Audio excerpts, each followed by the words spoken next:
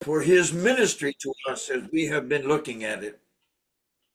और जिस प्रकार से हम प्रभु यीशु मसीह के पवित्र आत्मा के विषय में हम लोग देख रहे हैं, इसलिए पवित्र आत्मा की ओर से प्रभु यीशु मसीह के नाम को महिमा मिले और पवित्र आत्मा की अगुवाई में बैठ कर वचन सीखने की आवश्यकता। This is our second study in a series on the ministry of the Holy Spirit recorded in the Upper Room Discourse. ऊपरी कोठरी का प्रवचन में जो पवित्र आत्मा के सेवकाई का जो सच्चाई है जो उसमें छिपी हुई थी, उसका आज दूसरा अध्ययन है, दूसरा क्लास है। And we reminded ourselves at the beginning of these series of studies of 7 gifts that the Lord Jesus gave to his disciples in the upper room before he sent them out into the world. और इस प्रकार से हम देखते हैं प्रभु यीशु मसीह ने अपने शिष्यों को जगत में भेजने से पहले 7 वरदान दिए उनको सेवकाई में, उसके बाद फिर भेजा। I hope you have not forgotten to give thanks daily for those 7 gifts that the Lord Jesus entrusted to his disciples for their ministry. और मेरी आशा यह है कि आप उस बात को नहीं भूले होंगे जिनको प्रभु यीशु मसीह ने जो हमें 7 वरदान दिए हैं और जिन वरदानों के लिए हम प्रतिदिन परमेश्वर को धन्यवाद।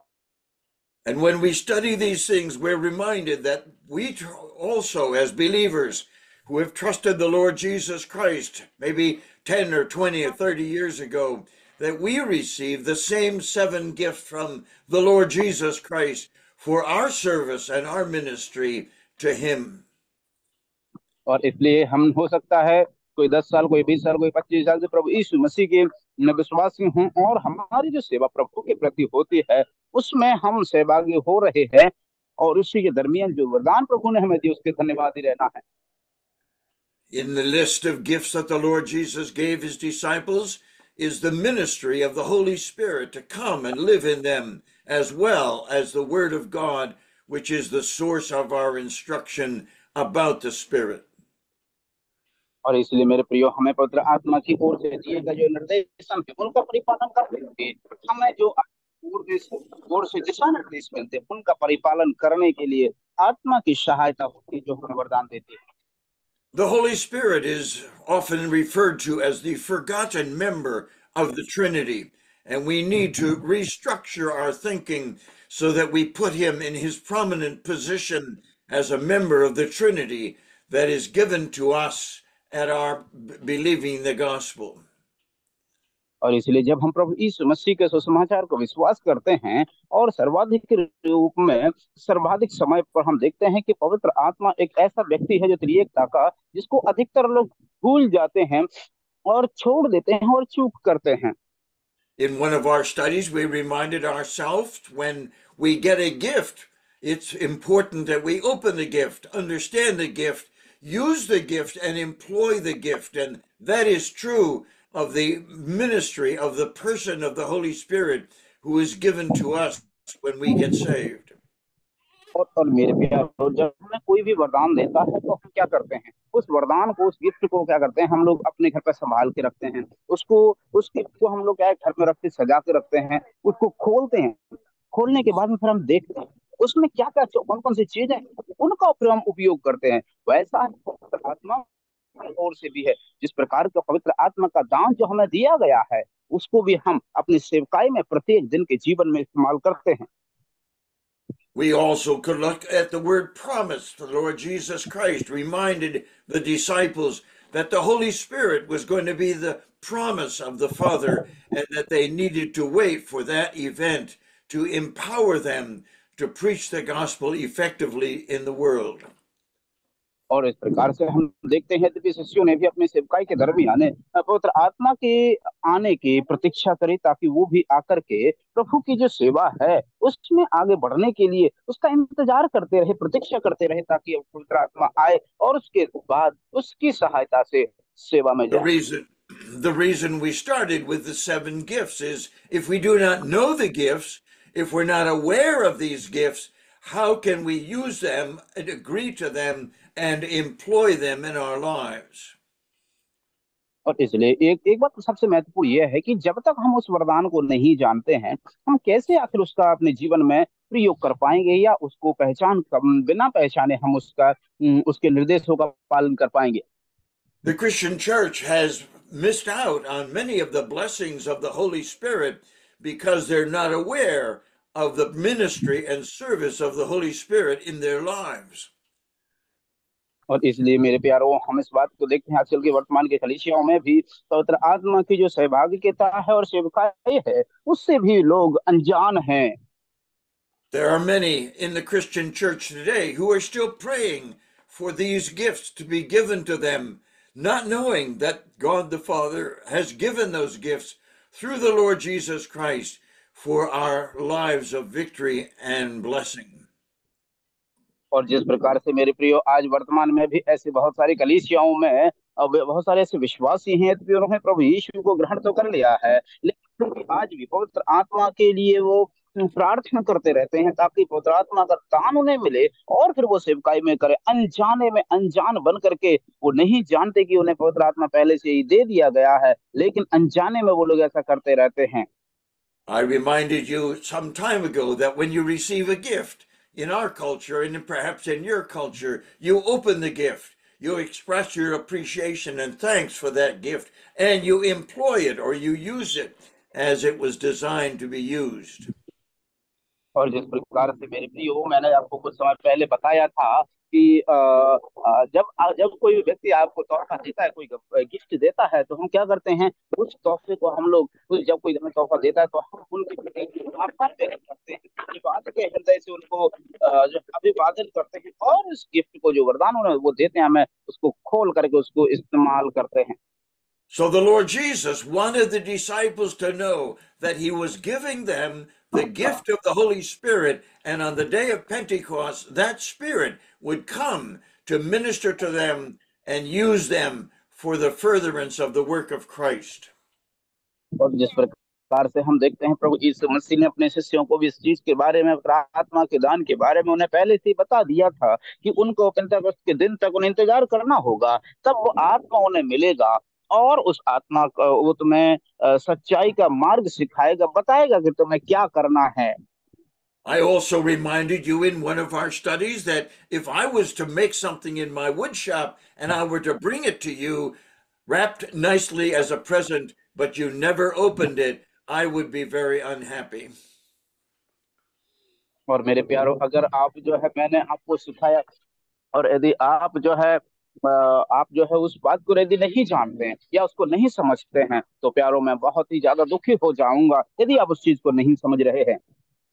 We could spend all of our prayer time giving thanks to the Lord Jesus for all the gifts that he has given to us and reminding us that these gifts are given not for our enjoyment, but for the empowering of us to serve the Lord acceptably in our world.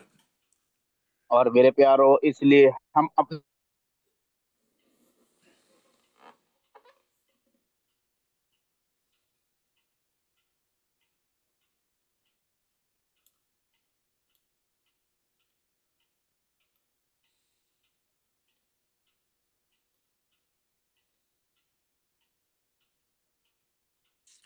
I guess we have a network problem.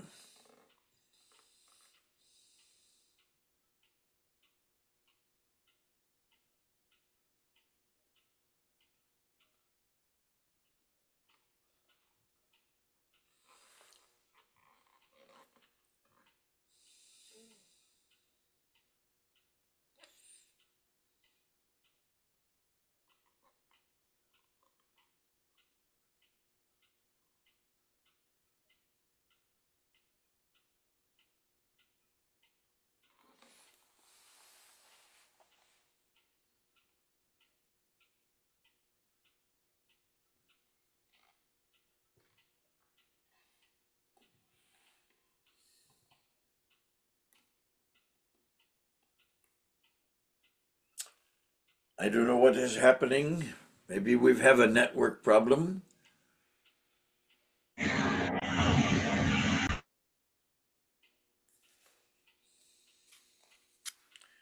I don't think the problem is on our end.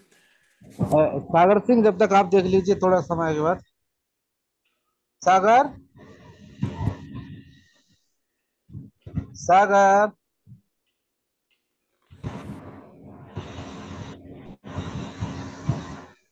Dear brother, I'm really very sorry. I was disconnected for a long time due to the network issue. I'm really very sorry. Yes, please repeat once again. I'm not sure what we're doing. Yeah.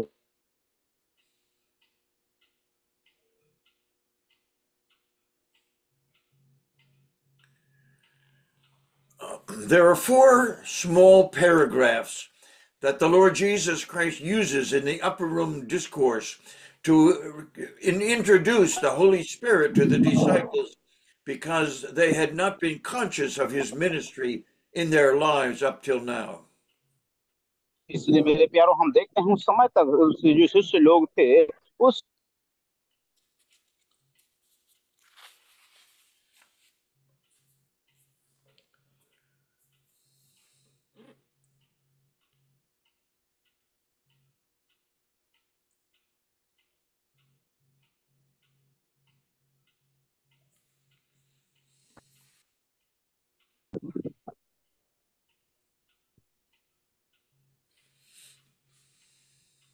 Yes, dear, I have translated. These four paragraphs that are found in John 13, 14, 15, 16, and 17 are primarily seen in chapter 14 and in chapter 16. और हम प्राथमिक रूप से इन जो paragraphs हैं इनको हम लोग 13, 14, 15, 16, 17 में पाते हैं, लेकिन प्राथमिक रूप से हम देखें तो ये जो बात है 14 अध्याय में हमको देखने को मिलती है. Chapter 14, verses 16 to 18, is the first period of instruction for the disciples. And then in verses 25 and 26, there is the second aspect of truth that the Lord Jesus wanted these disciples to know.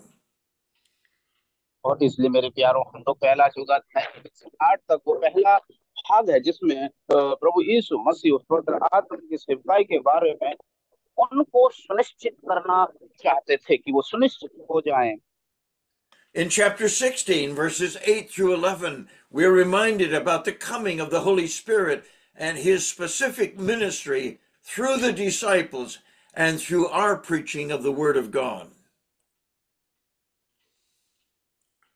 और इसलिए मेरे प्यारों हमारे पवित्र आत्मा के आगमन और साथ ही साथ हमारी सेवा जो प्रभु के लिए हम करते हैं उसके विषय में विशेष रूप से हमें बताया गया है.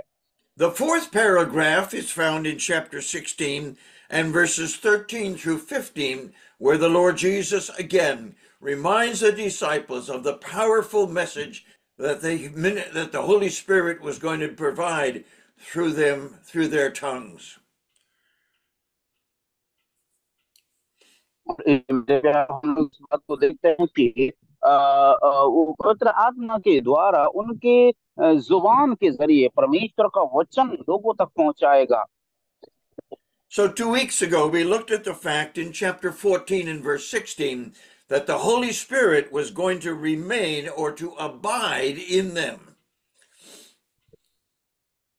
और इसलिए हम लोगों ने पिछली बार इस बात को देखा था कि पवित्र आत्मा वो है जो उनके साथ रहने वाला था. When we were looking at the commands that the Lord Jesus gave his disciples, we realized that one of those commands was that we should abide in Christ as a permanent responsibility as believers in Jesus Christ. इसलिए हम जो प्रभु यीशु मसीह में विश्वासी होने के नाते हमें पूरी तरह से पवित्र आत्मा में बने रहना है. What a wonderful blessing it is for us to read that the ministry, that the person of the Holy Spirit is going to abide in us and abide in us forever. और इसलिए मेरे प्रियो देखिए कितनी अद्भुत बात है और कितनी अद्भुत सेवा है कि वो पवित्र आत्मा जो हमारी सहायता के लिए हमारे अंदर हमेशा सदैव रहने वाली है. This is an important verse that reminds us of the presence and permanent presence of the Holy Spirit in the life of every believer. इसलिए मेरे प्यारों हमें इस चीज को समझना है कि पवित्र आत्मा वो है जो एक विश्वासी के जीवन में हमेशा के लिए सर्वदा के लिए स्थायी रूप से रहने वाला सहायक है पवित्र आत्मा। We spent one study helping us to understand that the Holy Spirit is a person, and as a person, his soul has the ingredients of mind, emotion, and will. और इसलिए मेरे प्यारो हम उस आत्मा के विषय में सीख रहे हैं जिसके अंदर भावनात्मक रूप से मन और इच्छा और भावनाएं हैं। God created us in the image of himself with also mind, the capacity to think, emotions, the capacity to feel, and will, a capacity to decide.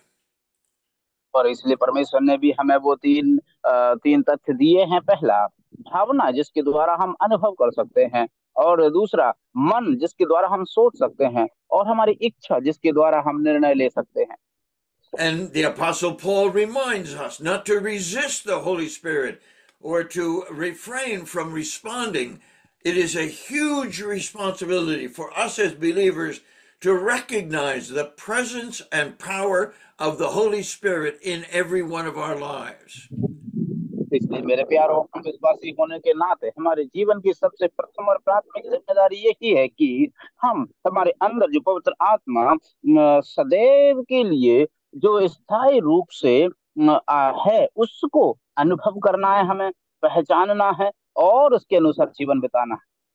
We need to understand as we continue these series of studies that the person of the Holy Spirit with mind, emotion, and will is resident in every one of us as believers, whether we're a new believer or a very old believer. और इसलिए मेरे प्यारो, हमें इस चीज को समझना बहुत जरूरी है, चाहे हम नए विश्वासी हैं या बहुत ही पुराने विश्वासी हों। इस बात को हमें सुनिश्चित कर लेना है कि पवित्र आत्मा का उपस्थिति हमारे अंदर सदैव के लिए है। So 2 weeks ago, we looked at the fact that he was going to remain or he was going to abide with them forever. और हमने 2 हफ्ता पहले इस चीज को देखा था कि पवित्र आत्मा वो है जो हमारे अंदर सदैव रहने वाला है। In verse 17 of the same chapter, we have the second aspect of ministry of the Holy Spirit to each one of us. और इसलिए मेरे प्यारो, हम इस बात को देखते हैं कि पवित्र आत्मा की ओर से ये हमारे सम्मान के प्रति परमेश्वर के द्वारा दिया गया एक वरदान है। Here in verse 17 of chapter 14, the Lord Jesus refers to the Spirit as the Spirit of truth. That is one of his ministries to us. और जिस प्रकार से मेरे प्रियो हम लोग यूहन्ना उसका 14 का जब हम 17 पढ़ते हैं तो वहां पर हम देखते हैं कि वो पवित्र आत्मा जो सत्य की आत्मा है जिसका संसार ने ग्रहण नहीं किया था, क्योंकि वह तुम्हारे साथ और तुम में होगा। Please read verse 17. और वचन 17 हम लोग पढ़ेंगे। अर्थात सत्य का आत्मा जिसे संसार ग्रहण नहीं कर सकता, क्योंकि वह ना उसे देखता है और ना उसे जानता है। तुम उसे जानते हो क्योंकि वह तुम्हारे साथ रहता है और वह तुम में है। The Spirit of truth, the world cannot receive him because it does not see him or know him, but you know him, for he lives with you and will be in you. Thank you. Here is an amazing verse that discovers for us some of the most important aspects of doctrine regarding the person of the Holy Spirit. और मेरे प्यारो, जब हम इस वचन को पढ़ते हैं तो एक बहुत ही महत्वपूर्ण सच्चाई है जो पवित्र आत्मा के विषय में यहाँ पर जो सैद्धांतिक शिक्षा पवित्र आत्मा के विषय में दी गई है उसकी सच्चाई को हम यहाँ पर प्रकट होते हुए देखते हैं। In verse 16, this person is referred to as the Comforter. And in verse 17, he's called the Spirit of Truth. और मेरे प्यारो, जब हम वचन 16 पढ़ते हैं तो वहां पर इसी सहायक को शांति देने वाला कहा गया है, लेकिन जब हम 17वीं आयत में पढ़ते हैं तो वहां पर देखा गया है वो सत्य का आत्मा। In today's world, with so much untruth and lies, we need to realize the importance of the Holy Spirit ministering into our hearts absolute truth. और इसलिए मेरे प्यारो, इस संसार में, इस जगत में रहते हुए हम जिस संसार में और जगत में हैं, उसको हमें समझना बहुत जरूरी है कि वो इस बुरे संसार में जो उसे ग्रहण नहीं कर सकता, जो उसे जानता नहीं है, लेकिन वो हमारे अंदर रहता है क्योंकि हम उसे जानते हैं। In our world where there's so many lies, we need to have a person who will always speak the truth to us.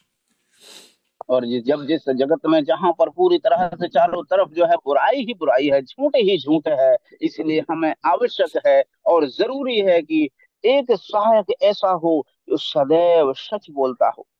There are many spirits in our world today, lying spirits and spirits who have nothing to do with the truth.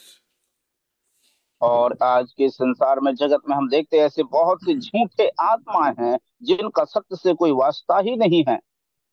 This is why the Word of God and the Spirit of God work together in unison to teach us and to instruct us in the truth.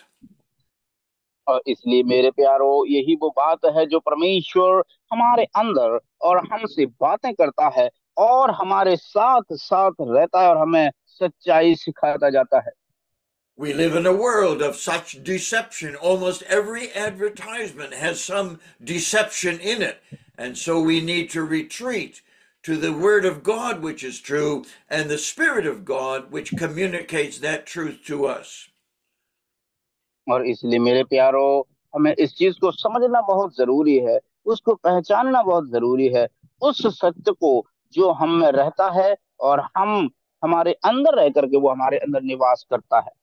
There are so many voices that are wrong and that lie in every area of life. And we ask the question, who can we trust?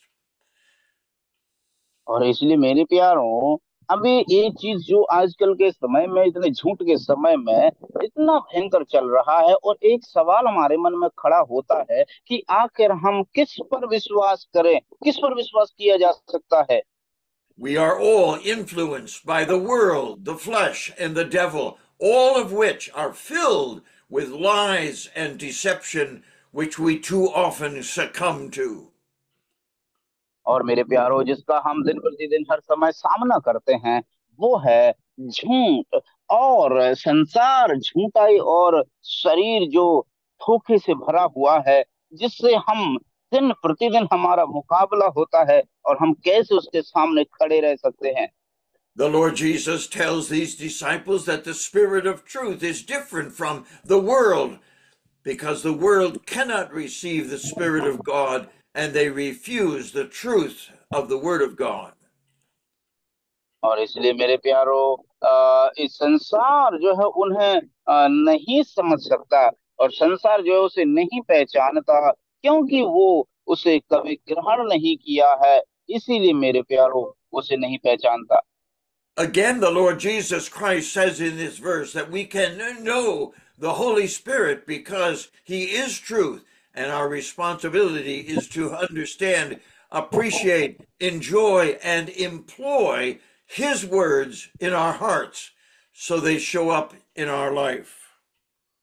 और इसलिए मेरे प्यारो, जब हम इस संसार में रहते हैं, ये बात बहुत ही आवश्यक है हमारे लिए कि हम उस सच्चाई को पहचानें, उसको ग्रहण करें और जो सत्य है उसकी अनुसरण करें। And so the Lord Jesus reminds us in this powerful verse that the Holy Spirit is going to dwell with us and shall be in us. और इसलिए मेरे प्यारो, इस बात को अद्भुत रीति से हमें समझने की जरूरत है कि वो शक्तिशाली प्रभु का आत्मा हमारे साथ और हमारे अंदर रहने वाला है, जो हमारी सहायता करता है। In those last few words of this verse are hidden, as it were, profound and important lessons the Lord Jesus wanted these disciples to hear. और इसलिए मेरे प्यारो, ये वही सच्चाई है, वही वही वचन है, वो महत्वपूर्ण वचन जिनको प्रभु के जो शिष्य हैं हमेशा सुनना पसंद करते थे। The Lord Jesus is saying to the disciples that the Holy Spirit is going to dwell with the disciples, and then in the disciples. और मेरे प्रियो, ये अद्भुत बात प्रभु यीशु मसीह ने अपने शिष्यों से कही, उनसे कि पवित्र आत्मा है वो जो उन शिष्यों के साथ और शिष्यों के अंदर रहने वाला है। The Lord Jesus is trying to explain to these disciples the difference between the Holy Spirit being with you and being in you. और इसलिए प्रभु यीशु मसीह इस प्रकार से अपने शिष्यों को बताना चाहते थे कि पवित्र आत्मा उनके साथ रहेगा और उनके अंदर रहेगा। इसमें क्या भिन्नता है, इसको वो समझाना चाहते थे। We learn from the lips of the Lord Jesus that the Father is always dwelling in the Son, and the Son is dwelling in the Father. और प्रभु यीशु मसीह के मुख से, मुखारबिंद से ऐसा सुना गया है बार बार कि परमेश्वर पिता पुत्र में है और पुत्र पिता में है। Well, what about this Holy Spirit? What is his position in regard to these 11 disciples that were listening to the Lord Jesus? और मेरे प्यारो, ये जो 11 जो शिष्य थे प्रभु के, इन 11 शिष्यों के विषय में क्या, जो वो लोग इस बातों को बार बार सुन रहे थे यीशु मसीह के द्वारा। Listen to what the Lord Jesus says to us in verse 15. I will pray the Father, and he, that is the Father, will give you another comforter, that he may abide with you forever.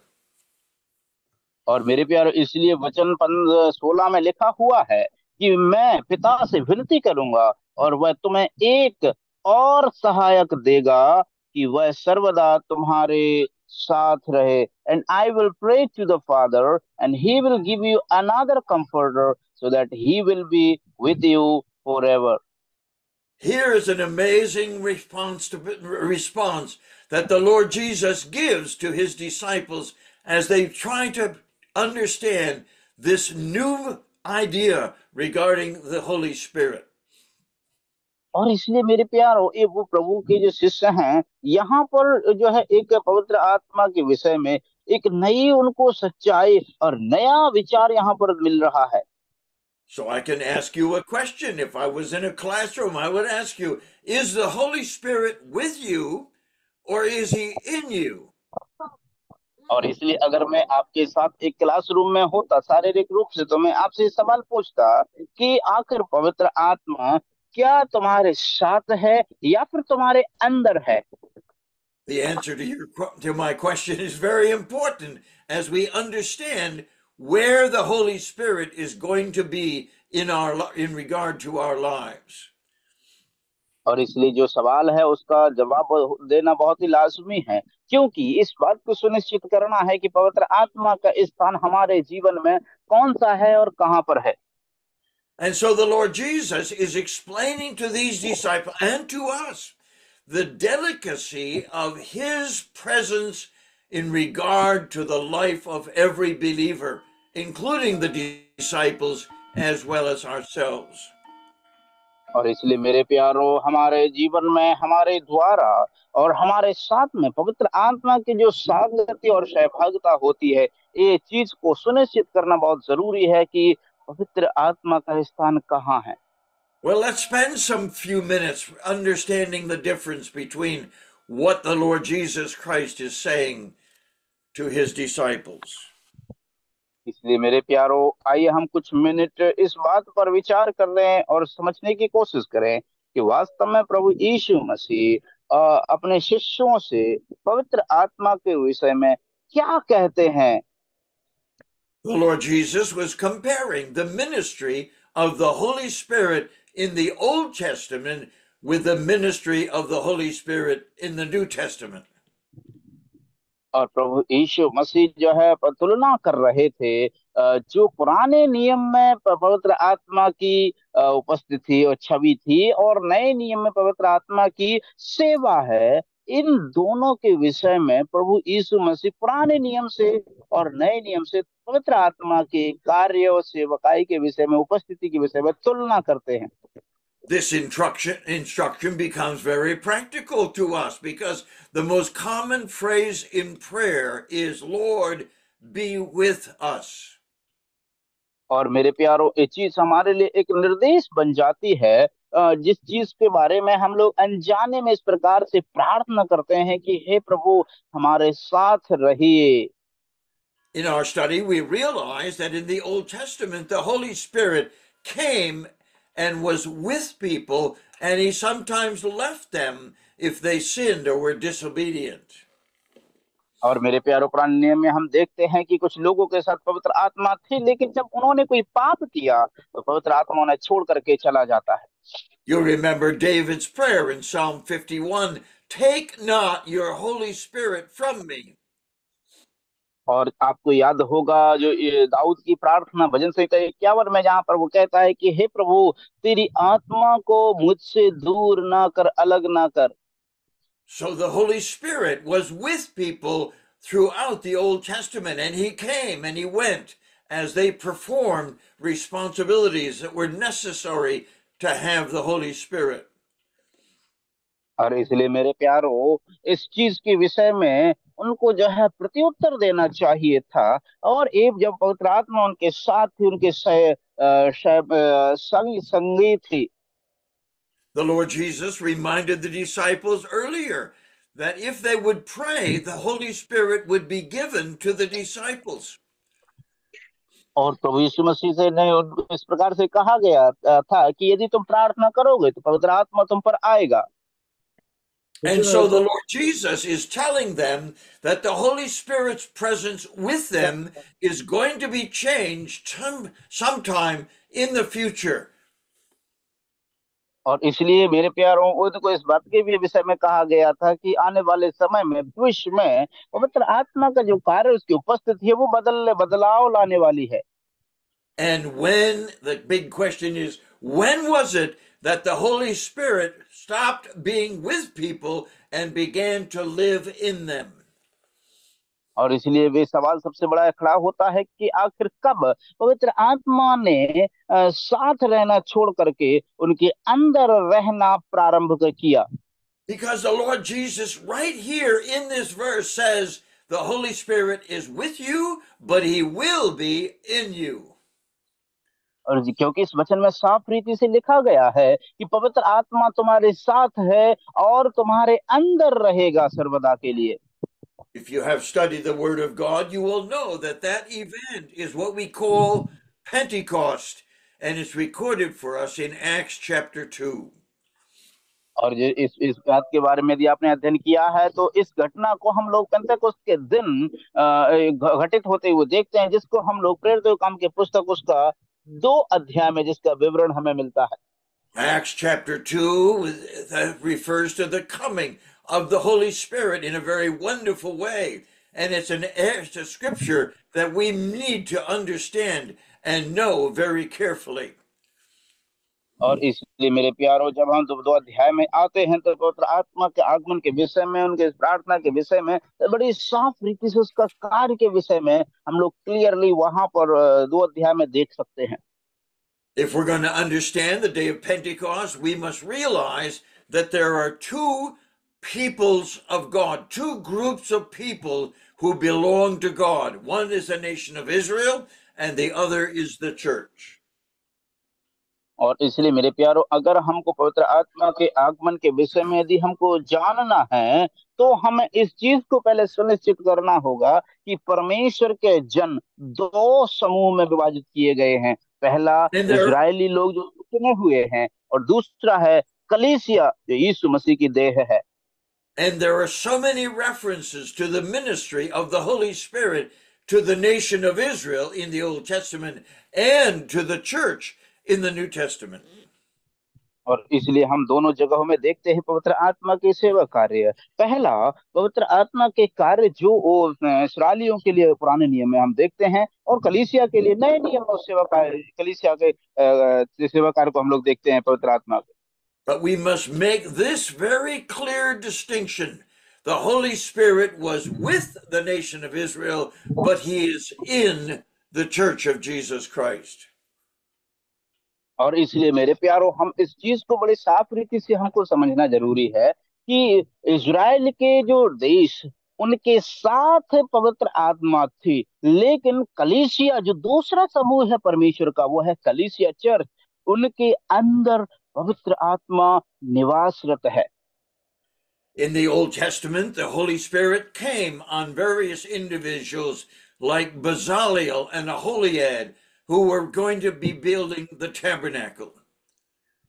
और मेरे प्यारो, जिस प्रकार से पुराने नियम में हम देखते हैं कि परमेश्वर का वचन कई बार और बार बार इस प्रकार के विषय में लिखा गया है कि पवित्र आत्मा उनके साथ था। और हम लोग जिस बाजलेल के विषय में और अदनोएल के विषय में हम लोग देखते हैं कि वो जब वो उस टावर को बनाना चाहते थे, परमेश्वर का आत्मा उनके साथ था, ऐसा लिखा हुआ है। And we remember that John the Baptist, when he came preaching regarding the kingdom, he spoke of the coming of the Holy Spirit to the kingdom of Israel through the Lord Jesus Christ. और मेरे प्यारो, यूहन्ना बपतिस्मादाता को भी हम लोग देखते हैं कि उसके द्वारा यीशु मसीह का राज्य के विषय में वो घोषणा करता है। And so we, as we stand here in the midst of the 24th year of 2000, that the Holy Spirit has a very, very special ministry in the lives of everyone who believes the gospel. और इसलिए मेरे प्यारो, हम लोग आज 2000 वर्ष के 24वें साल में चल रहे हैं, और ये हम सब के लिए बहुत बहुत बहुत ही महत्व रखता है, जो हम यीशु मसीह के सुसमाचार में विश्वास किए हैं। ये बात बहुत महत्वपूर्ण है। The Lord Jesus doesn't, on this occasion, in the upper room, explain to them when this wonderful transition was going to take place from the Holy Spirit being with them to the Holy Spirit being in them. और इसलिए मेरे प्यारो, ये सवाल बहुत बड़ा एक लाश भी खड़ी करता है यहाँ पर कि आखिर वो घटना कब घटित हुई जब से पवित्र आत्मा दो दो की प्रतिक्रिया करने लगा। पहला, एक तो उनके साथ रहा, और दूसरा उनके अंदर रहने लगा। The word Pentecost simply means 50 or 50 days. और पेंताकोस्त का मतलब है 50 और 50वां दिन। So the Lord Jesus spent 40 days ministering to the disciples after his resurrection regarding the kingdom of God. और इसलिए हम देखते हैं प्रभु यीशु मसीह पुनरुत्थान होने के बाद में शिष्यों को परमेश्वर के राज्य के विषय में बताने के लिए सेवकाई करते रहे 40 दिन तक। And one of the precious aspects of the Holy Spirit's ministry is that he was going to and he will be very present and powerful in the setting up of the kingdom of our Lord Jesus Christ. और इसलिए मेरे प्यारो, हम इस चीज को बहुत ही अच्छी रीति से सुनिश्चित करना चाहते हैं कि पवित्र आत्मा जो उसके राज्य में किस प्रकार से प्रतिक्रिया करेगा, किस प्रकार से सेवकाई करेगा, उसको साबित करता है। So the day of Pentecost was a very profound day for the nation of Israel and for the church. और इसलिए मेरे प्यारों, पवित्र आत्मा का जो है अस्तित्व इस्राएल के लिए और कलीसिया के लिए बहुत ही ज्यादा महत्व रखता है। I have been asking theologians for years, what is the significance of the ministry of the Holy Spirit on the day of Pentecost to the nation of Israel? और मैं जो है जो थियोलॉजी को लिखने वाले और खोज करने वाले हैं, मैं उनसे इस प्रकार का सवाल पूछते रहता हूं कि आखिर पवित्र आत्मा की सच्चाई क्या है। पेंतेकोस्त के दिन में पवित्र आत्मा ने इजराइल की जो नेशन है, राज्य है, उनके लिए उसने क्या किया। And sadly, I have never gotten a positive answer from anyone as to what the ministry of the Holy Spirit was to the nation of Israel on the day of Pentecost. और इसलिए पेंतेकोस्त के दिन में पवित्र आत्मा ने कौन सा कार्य, कौन सी सेवकाई इजराइल के लिए की है, उसके विषय में जो थियोलॉजियन थे उनसे मुझे आज तक भी सकारात्मक जवाब नहीं मिला। The reason for that problem and ignorance is that we are so committed to the church, and we should be, that people have not looked at the day of Pentecost from the perspective of the nation of Israel. और इसलिए मेरे प्यारो, हम जो है अपरिचित नहीं रहना है, अनिश्चितता में नहीं जीना है। कि पवित्र आत्मा केवल और केवल कलीसिया में ही वरन इज़राइल के देश के प्रति भी पवित्र आत्मा के कौन कौन से कार्य हैं, जिम्मेदारी हैं और कौन से किरदार उसने निभाए हैं। So the church for 2,000 years has been trying to discover what is the importance of the presence of the Holy Spirit to the nation of Israel on the day of Pentecost. और इसलिए मेरे प्यारो, पवित्र आत्मा की उपस्थिति या पवित्र आत्मा के आगमन के का बाद पवित्र आत्मा ने इज़राइल के देश के लिए कौन सा प्रतिक्रिया किया या कौन सा कार्य किया है, उसको समझना बहुत ही महत्वपूर्ण है। The controversy is explained as we see so many Christian preachers and teachers try to explain the book of Joel, chapter 2, on the day of Pentecost to the church.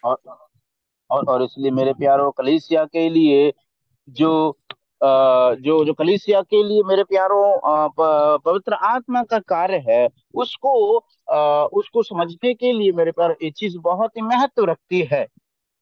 There is no question in any of our minds that the Lord Jesus was referring in verse 17 to the day of Pentecost for the nation of Israel and for the church. और इसलिए मेरे प्यारो, हमें इस चीज को सुनिश्चित कर लेना है कि ना केवल कलीसिया में ही, कलीसिया के अंदर भी जो है पवित्र आत्मा का कार्य बहुत ही महत्व रखता है, उसी तरह से इज़राइल के देश के लिए भी। If you have an answer to my question, you can send me an email at fcozen@aol.com and explain to me the purpose and the meaning of the coming of the Holy Spirit on the day of Pentecost to the nation of Israel. और इस प्रकार से अगर आपके पास कोई जवाब मिलता है तो आप मुझे ईमेल लिख सकते हैं fquestion@gmail.com। इस प्रकार से आप वहां पर उस ईमेल पर आप यदि आपके पास कोई जवाब मिलता है कि पवित्र आत्मा ने पेंतेकोस्त के दिन आकर के इज़राइल के देश के लिए क्या कार्य किया है, क्या प्रतिक्रिया निभाई है, अगर आपके पास कोई जवाब है या विस्तार से आपको कुछ जानकारी है तो जरूर आप मुझसे संपर्क कर सकते हैं, तो मैं आपका जवाब इन तक पहुंचा दूंगा। So all of us believers today believe that the Holy Spirit came to the church on the day of Pentecost in answer to the Lord's promise in John 14 verse 17, and it meant the creation of the church as the body of Christ. और इसलिए मेरे प्यारों, इस चीज को हमें सुनिश्चित कर लेना है कि पवित्र आत्मा केवल और केवल पेंतेकोस्त के दिन सिर्फ कलीसिया के लिए ही आया है। जो प्रभु यीशु मसीह की भविष्यवाणी, जो प्रभु यीशु मसीह ने जो वायदा किया था यूहन्ना 14 का 16 और 17वीं आयत में, कि वो सहायक आएगा, सत्य का आत्मा आएगा, और वो सत्य का आत्मा पेंतेकोस्त के दिन कलीसिया के लिए ही आया है, और उसका वायदा, यीशु मसीह का वायदा का पूर्णीकरण होता है। We today do not need to ask the Lord for another Pentecost because the Lord's promise to the disciples is fulfilled in the life of every believer that believes the gospel of Christ the moment they believe. और इसलिए मेरे प्यारों, आज हमें फिर से उस आत्मा के लिए जो है हमें कुछ पूछने की या फिर हमें उससे एक दूसरा पेंतेकोस्त के दिन की प्रार्थना करने की आवश्यकता नहीं है, क्योंकि जब एक व्यक्ति यीशु मसीह पर विश्वास करता है, सुसमाचार को ग्रहण करता है, उसी घड़ी प्रभु का आत्मा उसके अंदर निवास करता है सर्वदा के लिए। Not too long ago, I was explaining to a group of believers the 33 things that happen when a person believes the gospel. और कुछ ज्यादा दिन ही नहीं बीते, मैं कुछ एक समूह के लोगों को इस बात को मैं समझा रहा था कि जब एक व्यक्ति प्रभु यीशु मसीह को ग्रहण करता है तो उसके जीवन में 33 बातें घटित होती हैं। Somebody else has made this list, and it's become a litmus test of what the purpose of the conversion of the person is, and the 33 things that God does in the life and in the heart of everyone who believes the gospel. और इसलिए मेरे प्यारों, जिन्होंने उस जो 33 बातों का, 33 कार्यों का लिस्ट को बनाया, सूची को बनाया है, वो सूची उनके लिए एक बहुत ही प्रेरणा का कारण और सिखाने वाली बनी है, इस चीज के बारे में अंतर पता लगाने के लिए कि वास्तव में एक पवित्र आत्मा जब एक व्यक्ति के अंदर निवासरत होता है या आता है, तो वो क्या कार्य करता है और क्या प्रतिभागी उसके जीवन में पवित्र आत्मा करता है जब वो यीशु मसीह को, सुसमाचार को सुन करके ग्रहण करता है। But for these disciples who were living in the Old Testament times and were going to be living in the New Testament times, this was a dramatic transaction by the Lord Jesus Christ to give the disciples the permanent residence of the Holy Spirit. इसलिए मेरे प्यारो, हमें इस चीज को समझना बहुत जरूरी है कि ये जो नाटकीय दृष्टिकोण से देखा जाए कि पवित्र आत्मा ने किस रूप से इस्राएल प्रभु यीशु के शिष्यों के जीवन में कार्य को किया, प्रतिक्रिया को किया, दिया है। So let me go back again to one of the things I have repeated to you again and again. That is, the most often prayed for item is, Lord, be with us. और इसलिए एक बार फिर से मैं वापस आता हूँ, जिसके बारे में हम लोग अज्ञानता के कारण अनजान बन करके हम लोग जैसी प्रार्थना करते हैं, हे प्रभु हमारे साथ रहिए। I suppose that none of you have ever heard somebody pray and ask the Lord to be in them. They always ask the Lord to be with them. और मैं इस प्रकार से दावे के साथ कहता हूं कि आपने अधिकतर कभी भी इस प्रकार से नहीं सुना होगा कि कोई प्रार्थना कर रहा है और वो प्रार्थना में कहता है कि हे प्रभु आप उनके अंदर रहिए। लेकिन आपने क्या सुना है? लोग यही प्रार्थना करते हैं, हे प्रभु आप उनके साथ रहिए। Why is it that so many people today ask the Lord to be with them, going on a journey, going in surgery, or going through a problem? Lord, be with us. और मेरे प्यारो, आखिर क्यों? अज्ञानता के कारण आज लोगों की ऐसी आदत बन चुकी है, वो ऐसी प्रार्थना करते हैं कि हे प्रभु उनके साथ रहिए। जब हम यात्रा में जाते हैं या फिर यात्रा के साथ साथ हम लोग जब कोई सर्जरी में के लिए करवाने के लिए जाता हो या कोई काम आरंभ करता हो, तब हम लोग क्या करते हैं? प्रभु साथ रहिए, ऐसी प्रार्थना करते हैं। That is a prayer from the Old Testament because the Holy Spirit came and went on many people in the Old Testament. और ऐसा इसीलिए क्योंकि हम इस चीज को देखते हैं कि ये जो प्रार्थना है वो पुराने नियम के प्रारूप में प्रार्थना की गई है, क्योंकि हम पुराने नियम में देखते हैं कि पवित्र आत्मा कई लोगों पर आया और जब उन्होंने पाप किया तो छोड़कर चला गया। But us who are living in the New Testament times must learn from this verse that as a result of the day of Pentecost and the work of the Spirit of God in my life today, He is dwelling in me and not just being with me. और इसलिए मेरे प्यारों, जो हम नए नियम के प्रारूप में जीवन बिताने वाले व्यक्ति हैं, कलीसिया के दौर में हम लोग जीवन बिताने वाले व्यक्ति हैं, हमारे अंदर हमारे लिए पवित्र आत्मा दिया गया है। इसीलिए मेरे प्यारों, हमें ऐसी प्रार्थना करने की जरूरत नहीं कि हमारे साथ रहिए, क्योंकि पवित्र आत्मा ऑलरेडी पहले से ही हमारे अंदर है। So our prayer is not asking the Lord to be in us nor to be with us, but thank you, Lord, that you are with us in fulfillment of your promise through the Lord Jesus Christ. और इसलिए मेरे प्यारो, हमारी जो प्रार्थना ना केवल ऐसी होना चाहिए कि हे प्रभु हमारे साथ रहिए और ना ही कि हे प्रभु हमारे अंदर रहिए, वरन हम हमारी प्रार्थना में बदलाव ला करके हमें ऐसा कहना है कि हे प्रभु आपका धन्यवाद देते हैं कि आप अपने वायदे को पूरा किया है और वायदे को पूरा करके पवित्र आत्मा को हमारे अंदर भेजा है। So the disciples represent a unique group of people who transitioned from the Old Testament ministry of the Holy Spirit with them to the ministry of the Holy Spirit in the New Testament to be in them. और इसलिए पुराने नियम के लोग इस बात को दर्शाते हैं कि पवित्र आत्मा के सेवा कार्य उनके साथ रह करके होता था, लेकिन नया नियम के जो कलीसिया के समय के लोग हैं, पवित्र आत्मा की सेवा उनके अंदर रह करके होती है। So why do believers never ask the Lord to send the Holy Spirit in them, and they practice again and again asking the Lord to be with them? और मेरे प्यारो, इसलिए आखिर क्यों विश्वासी लोग अनजाने में ऐसी प्रार्थना करते हैं कि हे प्रभु उनके साथ रहिए? आखिर क्यों विश्वासी ऐसी प्रार्थना नहीं करते हैं कि हे प्रभु उनके अंदर रहिए या उनके अंदर रहकर निवास कीजिए? Asking the Lord, asking the Holy Spirit to be with us is an exercise in unbelief of the Word of God. और इसलिए मेरे प्यारो, परमेश्वर को से पूछना कि हे प्रभु हमारे साथ रहिए, यह कार्य, यह क्रिया एक अविश्वास को दर्शाती है।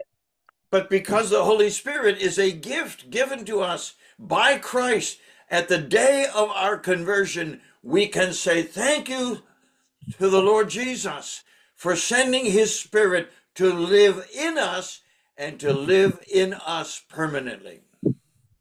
और इसलिए मेरे प्यारो, हम इस चीज के अलावा एक सही विश्वास में जब हम यीशु मसीह को ग्रहण करते हैं और उस पर विश्वास करते हैं, तो हमें परमेश्वर पिता को धन्यवाद देना है और धन्यवाद देना सीखना है कि हे प्रभु, आपने जो वायदा किया है, वायदे के अनुसार आपकी आत्मा हमारे अंदर निवास रहता है, इसलिए आपका लाख लाख धन्यवाद। A few years ago, we had a chorus that we sang, which came from Psalm 51, and part of that song or chorus was, "Take not your Holy Spirit from me; restore to me the joy of my salvation." और इसलिए मेरे प्यारो, हम इस प्रकार से देखते हैं कि कुछ समय पहले एक इस प्रकार का गीत चला था, एक कोरस जिस प्रकार से लिखा हुआ था, और उसका एक कोरस, एक लाइन में इस प्रकार से लिखा था कि हे प्रभु अपनी आत्मा को मुझसे उठा ना ले और मेरे उद्धार का आनंद को भरपूर कर। I refused to sing that chorus when somebody suggested we sing it. और मेरे प्यारो, जब कोई भी व्यक्ति कहता था कि चलो हम इस गीत को गाते हैं, तो मैं इस गीत को गाने से मना कर देता था, तिरस्कार करता था। So remember again that the Lord Jesus promised to those disciples and to us that beginning on the day of Pentecost, every conversion would result in the permanent personal presence of the Holy Spirit in the life of every believer. और इसलिए मेरे प्रियो, हर एक विश्वासी के जीवन में पवित्र आत्मा एक ही बार आकर के सर्वदा के लिए उनके अंदर निवासरत है। Leave behind in your Christian experience those prayers of Lord be with us, or even Lord be in us. To a word of thanksgiving say, "Thank you, Lord, for giving me your Holy Spirit to live in me forever." और इसलिए मेरे प्यारो, हमें इस चीज को समझना बहुत जरूरी है और हमें इस चीज को जो है भूल जाना है और छोड़ देना है कि हे प्रभु हमारे साथ रहिए, वरन उसके बदले में हमें उसके धन्यवादी बन के रहना है। I was listening recently to a recording of one of the most prominent theologians of our time, and he began before his message, he prayed that the Lord would be with everybody there and that he would be with the preacher. It was so sad. I wrote him a letter and sent him a copy of my book. और इस प्रकार से एक व्यक्ति ने, इस प्रकार से एक भाई ने इस प्रकार से प्रार्थना किया जब वो प्रचार करने के लिए जा रहा था, हे प्रभु उनके साथ रहिए। लेकिन जब उसने ऐसा प्रार्थना की तो मुझे बड़ा दुख लगा, इसलिए मैंने उस भाई को जो है एक कॉपी लिख करके उनकी किताब को एक लेटर लिखा और उसके साथ साथ उनकी एक कॉपी को जो उन्होंने लिखा था किताब को, उसके साथ भेजा। The first lesson in my book which is in Hindi, the first lesson, the first day is to say, Jesus Christ has sent the Holy Spirit in your life. He will never leave you nor forsake you. Give thanks to God for the gift of the Holy Spirit and the gift of the person of Christ. और इसलिए मेरे प्यारो, इस चीज को सुनिश्चित करना और जानना बहुत जरूरी है। जो किताब है, पहली किताब, जिसको हमें इस चीज को समझना जरूरी है कि परमेश्वर के वचन में जिस प्रकार से लिखा गया है, जो हिंदी में जो किताब लिखी गई है, उसका जो है आयत में सबसे पहला अध्याय यही इसी विषय को दर्शाता है कि हमें उस प्रभु को धन्यवाद देना है जो जिसने हमें आत्मा, पवित्र आत्मा दी है।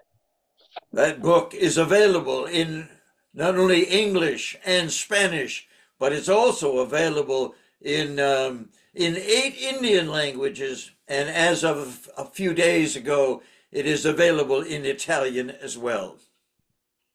और इसलिए मेरे प्यारो, एक किताब जो है न केवल स्पेनिश में, इंग्लिश में, बल्कि भारत के और भी 8 भाषाओं में ये किताब अवेलेबल है, जिसको आप प्राप्त कर सकते हैं ओएम बुक स्टोर से, जो बेंगलोर में है। आप वहां से इसको प्राप्त कर पाएंगे। So why do people who call themselves Christians ask the Lord to be with them in their daily lives? और इसलिए जो क्यों आखिर जो विश्वासी लोग अपने आप को मसीह कहते हैं और अपने परमेश्वर से ऐसी प्रार्थना करते हैं कि पवित्र आत्मा हमारे साथ रहिए?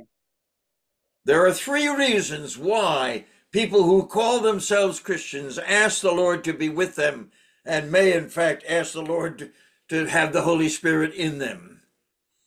और इसलिए मेरे प्यारो, यद्यपि परमेश्वर ने उस पवित्र आत्मा के विषय में पहले से ही कह दिया है कि वो उनके साथ और उनके अंदर रहेगा, लेकिन आखिर क्यों एक विश्वासी होने के नाते क्यों आखिर प्रभु से ऐसी प्रार्थना करते हैं कि प्रभु उनके साथ रहिए? उसके 3 कारण हैं। The first answer to that question is, do they not believe what the Lord Jesus said to the disciples in John chapter 14, verses 16 and 17? और इसलिए सबसे तो 16 और 17 आयत में जो बातें कही गई हैं, क्या उन बातों में वो विश्वास नहीं रखते? Do people pray that prayer because they're ignorant of the Word of God? And that may be the case with some new believers. और इसलिए मेरे प्यारो, हाँ, वो लोग इस बात को नहीं समझते और पवित्र आत्मा के कार्य को, प्रणाली को भी उतना ज्यादा विश्वास नहीं करते। But probably the reason why so many Christians in their prayers ask the Holy Spirit to be with them or even to be in them is it is just a habit that they've gotten into. और इसलिए मेरे प्यारो, अधिकतर जो विश्वासी लोग, तीसरा कारण ये है कि वो पवित्र आत्मा के या परमेश्वर से सिर्फ निवेदन करते हैं कि वो उनके अंदर रहे या उनके साथ रहे। वो ऐसा इसीलिए क्योंकि वो उस चीज को विश्वास नहीं करते, उस चीज को नहीं मानते जो प्रभु ने पहले से ही कह दिया है कि पवित्र आत्मा उनके अंदर रहेगा, उनसे वादा किया, उसको पूरा किया, उसमें वो विश्वास नहीं करते। Most of us here, preachers and pastors and elders, do the same thing, and so we imitate them, and we have developed a habit of exercising unbelief to the Word of God. और इसलिए मेरे प्यारो, अधिकतर लोग जो pastor हैं, इवांजलिस्ट हैं और या एल्डर हैं, कलीसिया के प्राचीन, ये सब लोगों ने इस प्रकार की आदत बना लिया है कि परमेश्वर से ऐसी प्रार्थना करें कि उनके साथ रहिए।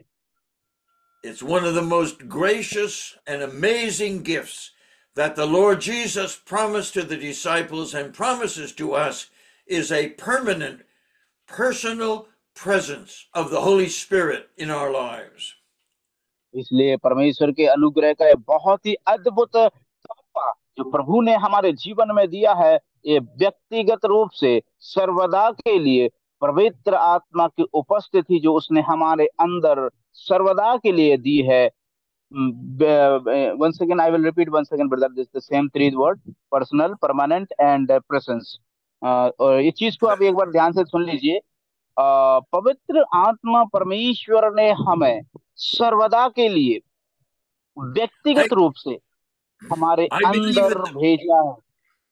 Yes, Sorry, I please go believe ahead. that the promise of the Holy Spirit was given to the disciples in order to preach the gospel of the kingdom in the book of Acts, and it is given to the church to preach the gospel of the grace of God today. और मेरे प्यारों, मैं ऐसा विश्वास करता हूं कि जो प्रेरित काम की पुस्तक में जो 2 अध्याय में इस प्रकार से जो पवित्र प्रचार किया गया था, वो परमेश्वर के राज्य के लिए प्रचार किया गया था। लेकिन जहां पर पवित्र आत्मा आया, तब आज वर्तमान में हमारे लिए अनुग्रह का प्रचार करने के लिए प्रेरणा दी गई है। My conviction solves the problem of what is the application of Joel chapter 2 to the church.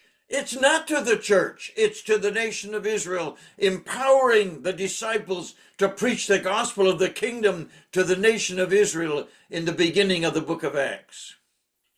इसलिए मैं मेरा विश्वास जो है वो 2 अध्याय अय्यूब की पुस्तक में से जो है कलीसिया के लिए नहीं है, वरन वो जो है इज़राइल देश के लिए दिया गया है। और इसलिए प्रेरित काम के पुस्तक में जो पवित्र आत्मा के विषय में दिया गया है, वो कलीसिया के लिए दिया गया है। इसलिए अय्यूब उसका 2 अध्याय और प्रेरित काम की उसका पुस्तक 2 अध्याय में दोनों अलग अलग बातों के लिए निर्धारित किए गए हैं।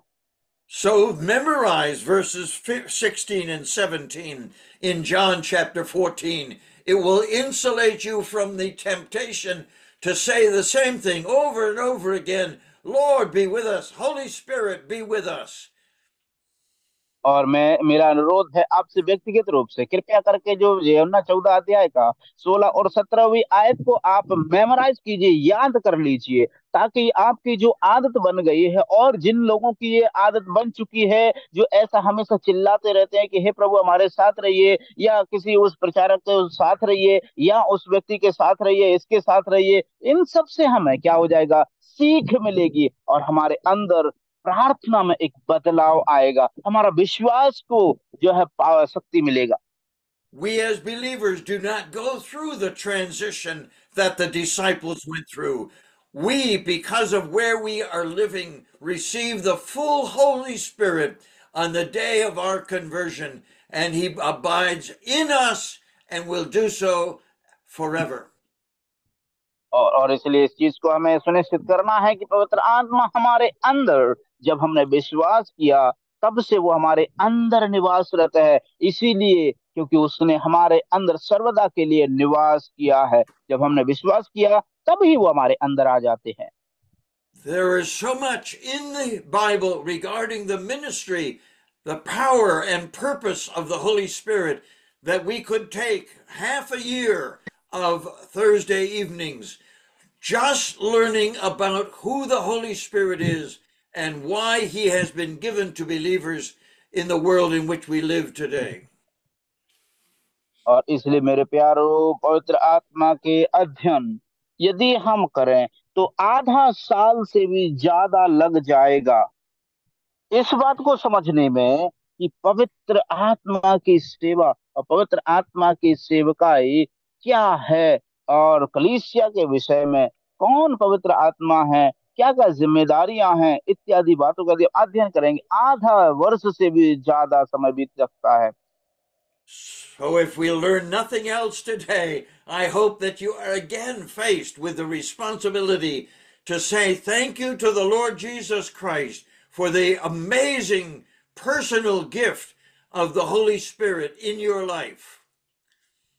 और मैं ऐसा उम्मीद करता हूं कि आज आपने इस चीज को फिर से सीख लिया होगा या समझ गए होंगे कि आप पवित्र आत्मा के लिए परमेश्वर से ऐसी प्रार्थना ना करें कि हमारे साथ रहें, वरन हम ऐसी प्रार्थना करना सीख गए कि धन्यवाद देते हैं प्रभु, आपने पवित्र आत्मा का जो वायदा किया था वो पूरा करके हमारे अंदर पवित्र आत्मा है, इसलिए धन्यवाद देना हम सीख जाएं।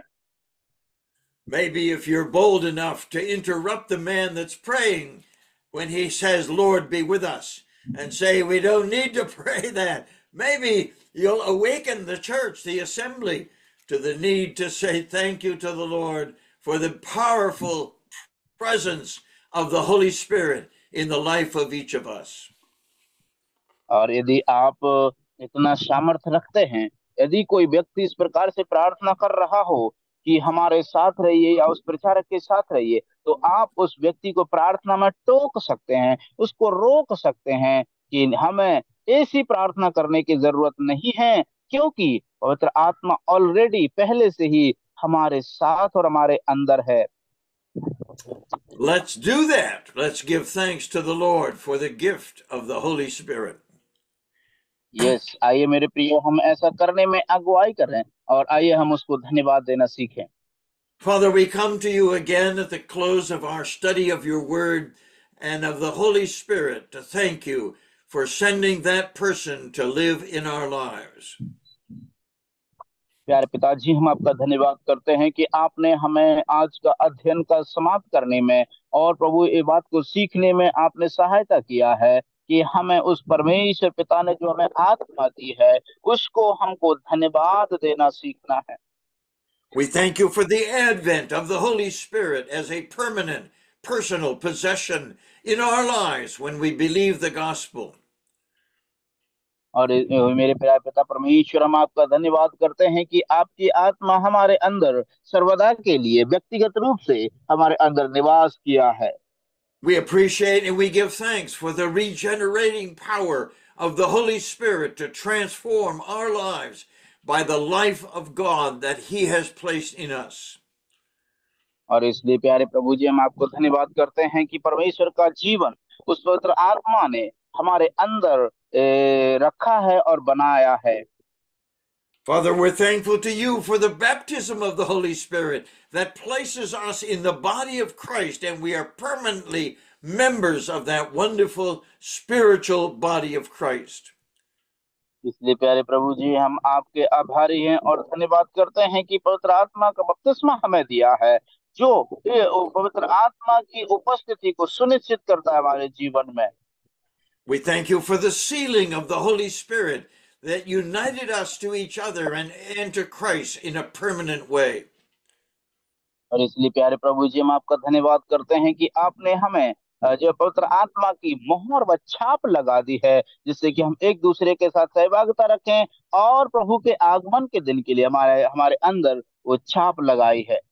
We thank you for the earnest of the Spirit that's been given to us until the day we are with Christ and like Him forever, enjoying all of the ministries of the Holy Spirit. इसलिए प्यारे प्रभु जी, हम धन्यवाद करते हैं कि आपने हमारे जीवन के अंत तक हमें वो पवित्र आत्मा दिया है, ताकि उसकी अगुवाई, उसकी आशीष, उसकी भरपूरी को हम अपने प्रत्येक दिन के जीवन में अनुभव कर पाएं। We thank you for the guidance of the Holy Spirit who ministers to us, guiding us into all truth and making sure we follow the will of God and the Word of God by the Spirit of God. और इसलिए प्यारे प्रभु जी, आपने हमारी सहायता किया है कि हम परमेश्वर की इच्छा को जान सकें, परमेश्वर के वचन को समझ सकें और परमेश्वर के वचन की सच्चाई को जानकर अपने जीवन में उसका अनुकरण कर पाएं। We thank you for the filling of the Holy Spirit, that when we confess our sin and acknowledge our waywardness, the Holy Spirit will come and fill us and flood us with His person. और इसलिए प्यारे प्रभु जी, हम धन्यवाद देते हैं कि आपने पवित्र आत्मा के द्वारा हमें दिया है, ताकि जब कभी भी हमारे अंदर पाप कुछ गलती हो जाती है तो वो हमें उसके याद दिलाती है, जिससे हम पश्चाताप करते हैं और हमारा जो आनंद छूट जाता है उसको पुनः वो समर्पित कर देता है, पुनः भर देता है।